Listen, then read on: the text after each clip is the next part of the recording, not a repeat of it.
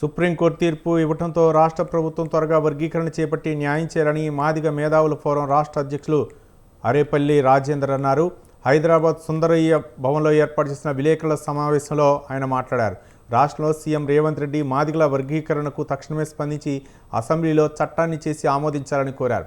Hyderabad necklace రోడ్లో ఫిబ్రవరి 7న MRPS ఆధ్వర్యంలో మాదిగల మహాసమావేశం నిర్వహించనున్నట్లు తెలిపారు.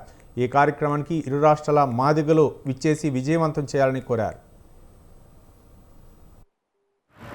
లక్ష గొంతుల సభకు 7వ తారీఖు మా నల్లగొండ జిల్లా నుంచి చాలా పెద్ద ఎత్తున సమీకరణ జరుగుతుంది. ప్రతిరోజు నాతోని వాళ్ళంతా మాట్లాడుతూనే ఉన్నారు. వివిధ సంఘాల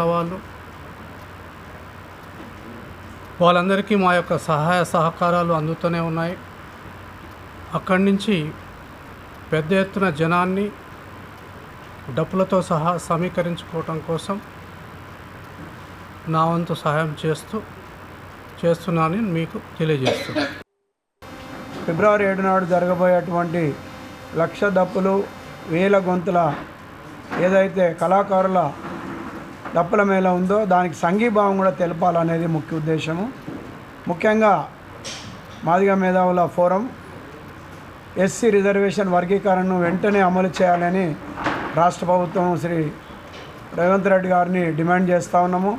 ఎందుకంటే సుప్రీంకోర్టుకి ఇచ్చినటువంటి తీర్పుకు అనుగుణంగా మీరు డిమాండ్ను స్వీకరించారు. మీరు ఆ తీర్పును స్వీకరించారు. మరి అసెంబ్లీలో ప్రకటన చేయడం కూడా జరిగింది. దానికి అనుగుణంగా కమిషన్ కూడా వేయడం జరిగింది.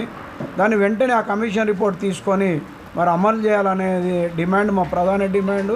ఇప్పటికే లేట్ అవుతుంది కాబట్టి ఈ లేట్ వలన అనేక అపోహలు వస్తూ ఉన్నాయి. అనేక మంది దీన్ని తప్పుదోవ పట్టిస్తూ ఉన్నారు. కాబట్టి